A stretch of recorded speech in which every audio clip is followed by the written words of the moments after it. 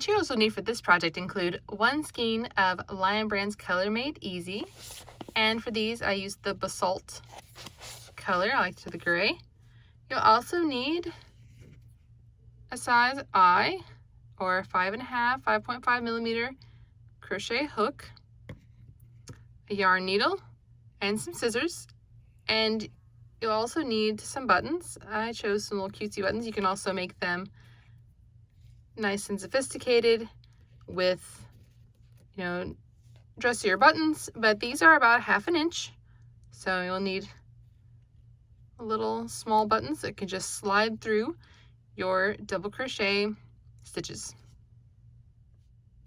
All right, I've already made the left one of these, the left shoe. So we're gonna have obviously different buttons on the other side and the straps going across the different direction.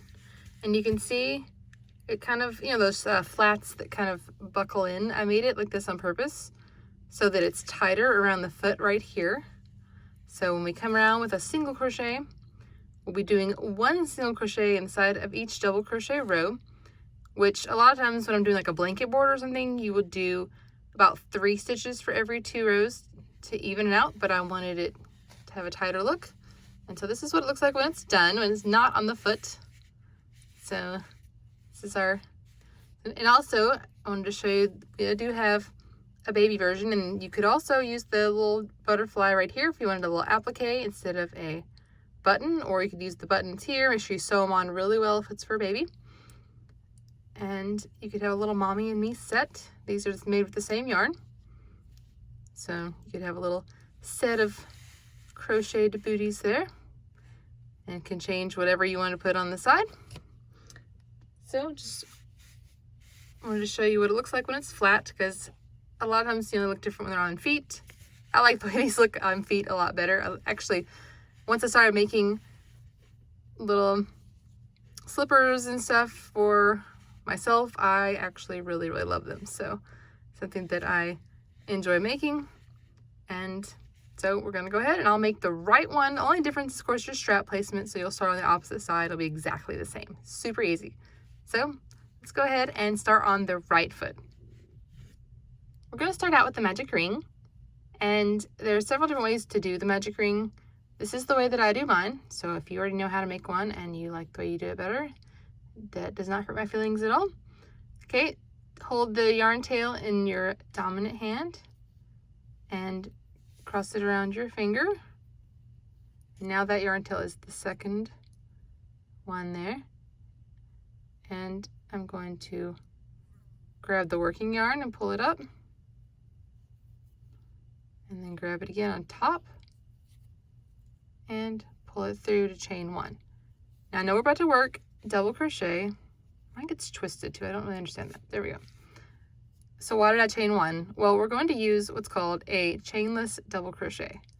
So I'm going to lift it up about twice as tall as the shaft of my hook here, and then hold it tight right here on top and bring the hook towards you and around. So it almost looks like 2 loops on your hook. Yarn over, bring it under that first one, yarn over and bring it through, draw it through 2. And that is going to count as our first double crochet. The chain 3 for me doesn't look very even, and I do not like that look, so I rarely ever chain 3 for a double crochet anymore. And especially in these mini slippers, stuff like that, and even granny squares. And this is really a really good thing to start your rounds with instead of chain 3. So now when we work, we're going to make sure we catch it over both of these. The tail end has to be caught in here. We're going to double crochet 7 more because this one counts. So we'll have 8 total. So go ahead. If you've never worked double crochet before, you just yarn over, insert your hook in this ring underneath both of the strands, yarn over and pull up a loop, yarn over and pull through 2, and yarn over and pull through the last 2. So now we have 2. So continue this until you have 8 total, including your first little chainless, or if you have trouble with the chainless, you can definitely do a chain 3 and get 8 stitches on in your ring. Okay, so now I have 8 and it looks really funny right now. So we're gonna grab our tail end and we're gonna pull. It's gonna close this up. So you can come back and pull it after a couple more rounds, but you can see it's closed up our hole. So now we're going to slip stitch into our first stitch. And if you did the chainless, it's easier. You can see this almost looks like a regular stitch as opposed to a chain. I hate working into a chain, honestly. And for this one, I always have to use my nail a little bit still, but at least I can easily see where it is and I can easily work into it. Whereas a chain, I don't even know if I'd chain tight or what, but I have trouble getting it into a chain properly. So now let's slip stitch right here. Oh, mine is not cooperating. I don't know why when I do things on camera sometimes it doesn't like me. There we go. I don't know what's going on with this guy here. It's okay. All right, 8. So now we can work, you can do a chain 3 or the chainless double crochet. I'll demonstrate it again. Pull it up to about twice the height of your shaft. Hold on to the top or it'll slip towards you and around. Yarn over and pull through the first part. Yarn over and pull through the last. Get my yarn there. Oh, wrong way. Okay, and now we're going to double crochet here in the same stitch.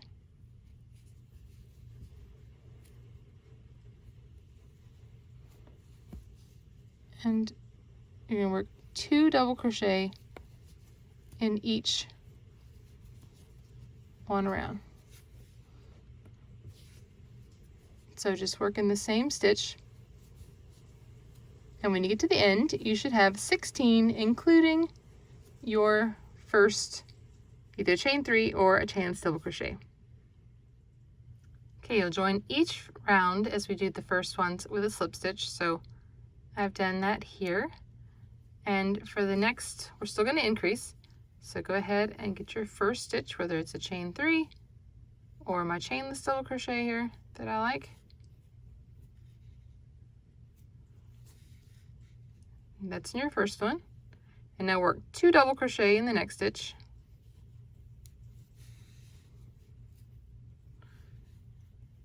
So we're going to increase, but not as much as we did in the last, as far as working 2 in each one. So we're going to alternate. You'll work 1 double crochet and then work 2 double crochet in the next stitch. 1 double crochet, 2 in the next stitch. So you're increasing every other stitch. And when you get to the end, you should have 24 of these rounds, and then we will work even for 4 more. So you should have 7 total rounds. So 1 was our round of 8, 2, we got 16, round 3, we had 24, and then 4, 5, 6, and 7, you'll just work even in double crochet, joining with a slip stitch at the end of each round. So increase here in this one, work even for 4. Now note that if you are making the small, this is the middle size. If you're making a smaller size, you want to leave out 2 of the increases. So when you get down to the last 4 stitches, just work them even. If you're going to make the larger size, you need to increase more, so you'll have 2 more stitches. So I would just spread them out evenly and go ahead and like work 2 double crochet here and then 2 double, and then when you come to the other side, do the same thing, make one of the single, like which would have been a single stitch, a double, so that you end up with the smaller size has 2 less stitches than this. This will have 24, and the largest size will have 2 more stitches than this. So something to keep in mind depending on what size you're making. And you can check the written pattern if you're not sure. Mine is from a range of 7 to 9. I'll wear a 9 personally. After children, my feet grew, and so I wear a size 9. These have a lot of give to them, so they kind of fit a range. So just check the written pattern. If you're making the same size as me, go ahead and get your 24. If you're making a smaller, you need 22, and a larger, 26. And you're still going to work the same number of rounds here. We'll change the length of it when we get to the part we work back and forth in rows. After you finish with your 7 rounds here, we're going to start working in rows back and forth. So we're going to still double crochet. So still do your chainless.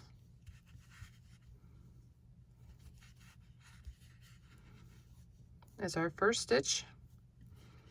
And you can see with the chainless double crochet, there's not that weird, when you chain 3, it's like a little space, because this is going to end up being the very side. And we don't want that weird thing. If you have trouble with the chainless, it's all right to do that, but just keep in mind there always will be a little bit of a noticeable area there. And this always counts, so that's our first one. And for this size, I'm going to work 16 stitches. So be sure to check the written pattern, depending on what size you're making. This is the middle size again. And so I'm just going to work across 16, and that leaves me 8 stitches free in the front for the toe area so that it can open up for my foot. So go ahead and work across the number of stitches for your pattern, for your size, and then we'll come back together and talk about what to do for the rest of the foot. And we're just going to work back and forth on this number of stitches to get the bed of the foot. So we're working this part here back and forth, and for this size it's 12 rows total. So just work back and forth for another 11 rows. Now at the end of your last row, it should look like this. Got your toe area here, and then this one was 12 rows here, so you may be a little bit shorter or a little bit longer than this, but this is a general idea of what it should look like. Now what you're going to do is you are going to slip stitch right here in that very first, either your chain 3 or your chainless double crochet.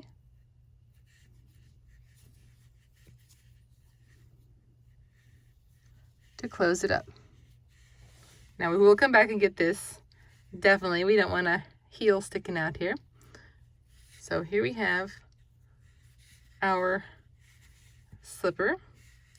And now we're going to work a row of single crochet evenly around to make it look a little nicer. So go ahead and chain 1 and work right here in the space. Just a single crochet. One just doesn't seem to cooperate with me. And then we're going to work 1 single crochet in the side of each row. Like I mentioned before, we want it to be a little tighter. So just work 1. Just try to keep it nice and even. It will pull in a tiny bit, so when it is on your foot, it will be fine.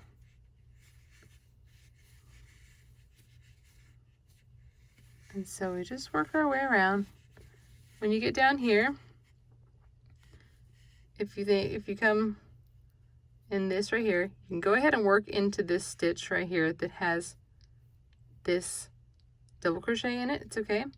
So work on the side and then work all the way across, and then down the other side, back to the beginning, and join with a slip stitch. And that's going to be our nice even border around there. Then I'll show you how to do the strap and seam up the back and put on the button.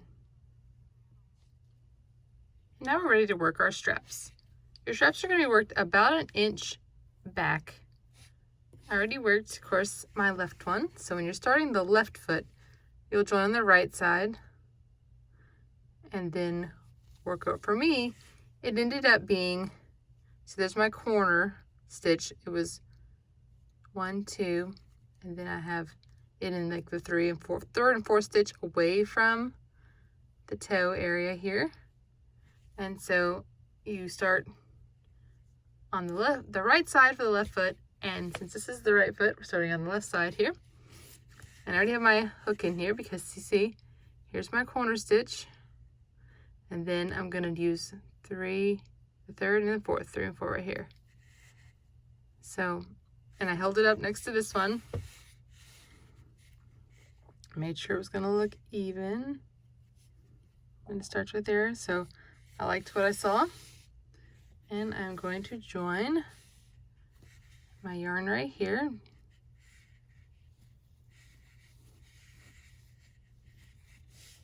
Okay, and we're just going to work our chainless double crochet.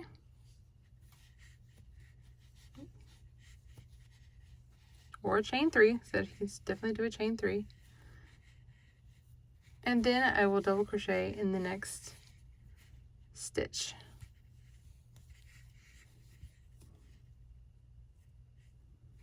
Okay, it's just 2 double crochet next to each other. Mine is not liking me today. Okay, and then when we pull this, it will be fine.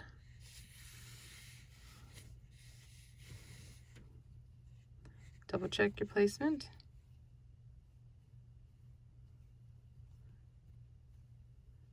That looks like it's going to be all right to me. And then what you're going to do is you're going to work in double crochet on just these 2 stitches for 8 rows if you're working the smaller size, and 9 rows for this one, and 10 for the larger size. And if these are for you, you can try it on and see if you think it's good at that length. And the button slips between the stitches because, let's face it, there's a pretty big space in here, and so the buttons just slip between there. So go ahead and work 8, 9, or 10 rows total in double crochet, depending on the size you're making. Okay, here's my finished strap, and you can see that leaves you a good size buttonhole for a nice 1/2 inch or so button. So I've got my button here. So what I would do is to find the placement. Again, count your stitches there. For this one's called a shank button. It's got this little part in the back. So I would be attaching this there. And I would just put it here, bring up my thread through the back, and then you just go through the shank. If you have the holes, you'd go through the holes, and then it will be ready to slip through right there. So that's just where you put your button on, nice and easy. And now let's grab a yarn needle and let's seam up the back. Obviously we'll weave in the other ends when ready, but I've got my yarn tail. Hopefully your yarn tail isn't too short. I used to be terrible about that, about leaving short tails, and then I would have to have more ends to weave in because I would have to add new yarn. All right, so mine is right here. I'm gonna come up right here, and now I'm gonna go around the shaft. Let's see, of this stitch, and then I'm looking at these single crochet now. So I'm gonna go here, and then the next single crochet, which is right here.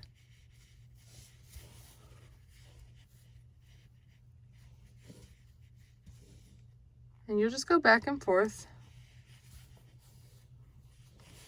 Usually, let's see if I can hold it right.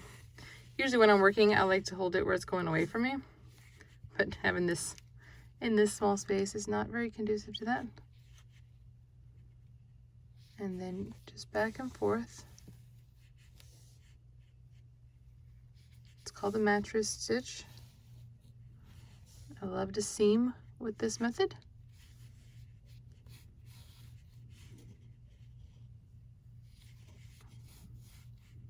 And since we don't have too many stitches, it does not take long at all to seam up this end.